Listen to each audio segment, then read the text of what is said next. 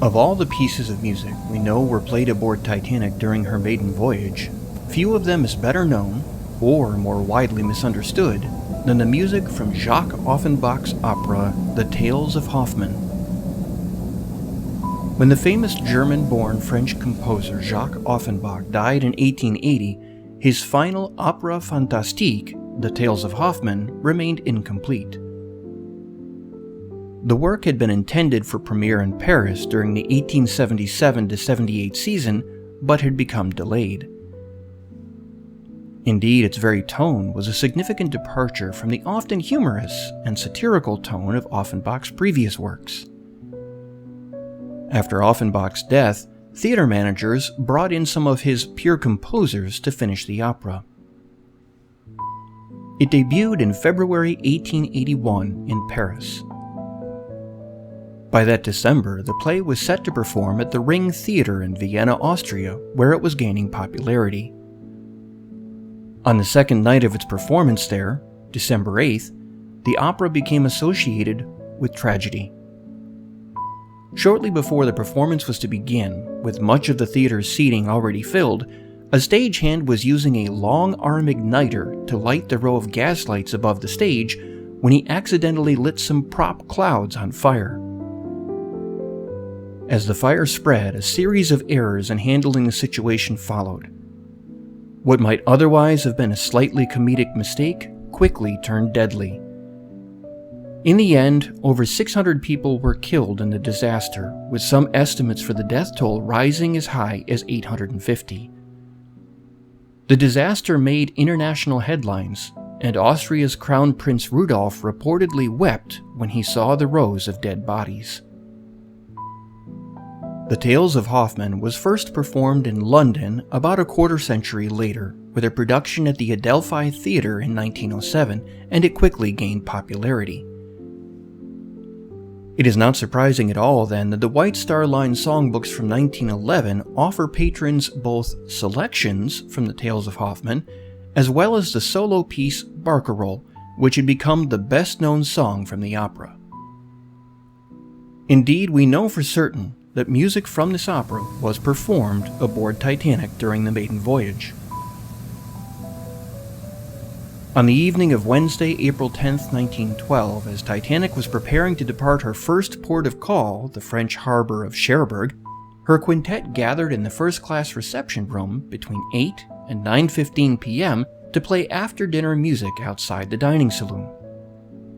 Some passengers were still finishing their meal even as the liner weighed anchor and the band began to play.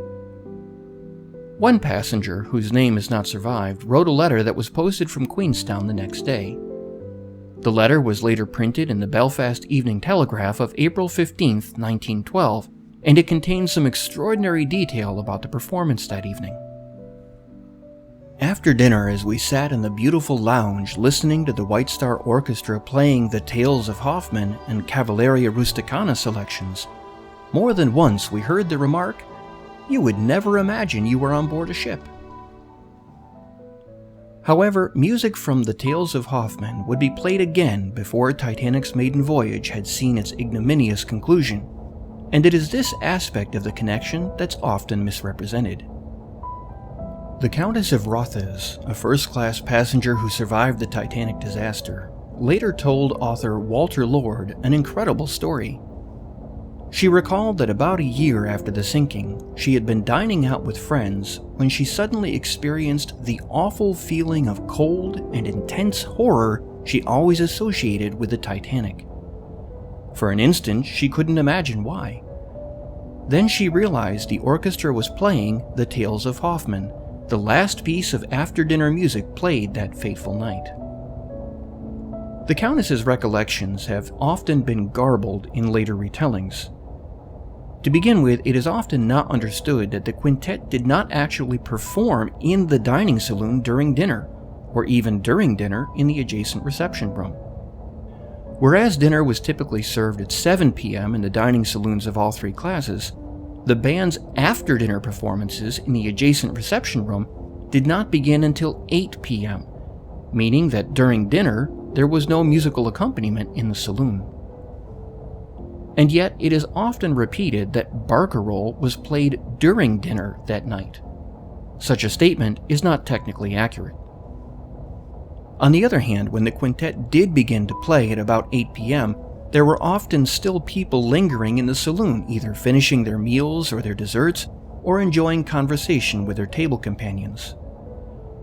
This meant that for many, there was an overlap between the end of dinner and the start of when the band's refrains would begin to drift in from the reception room. Here again, the Countess's direct statement to Walter Lord rings true when she said that the band had played music from the Tales of Hoffman as the last piece of after-dinner music performed that Sunday night. Her statement even reveals that music from Offenbach's final opera was likely heard just before 9:15 p.m. that night. However, the Countess's recollections are often interpreted in a way that she did not exactly specify.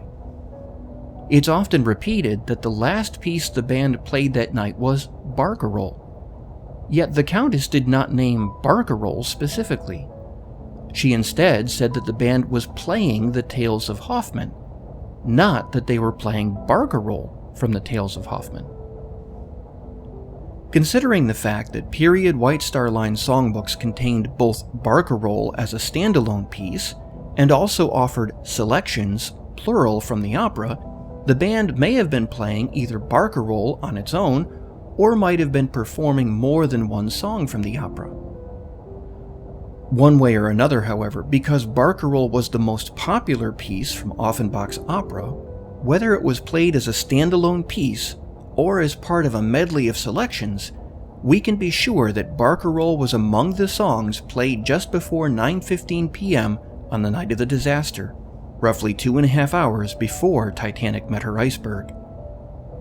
This was also the last scheduled performance performed by Wallace Hartley's quintet in first class before the sinking. It is incredible to realize that Offenbach's opera, already associated with one mass casualty disaster in Vienna in 1881, was about to become forever associated with another notorious disaster in the middle of the North Atlantic in April 1912. Let's now revisit the evening of April 14, 1912, through the White Star Line Quintet's performance of Barcarolle from the Tales of Hoffman by Jacques Offenbach.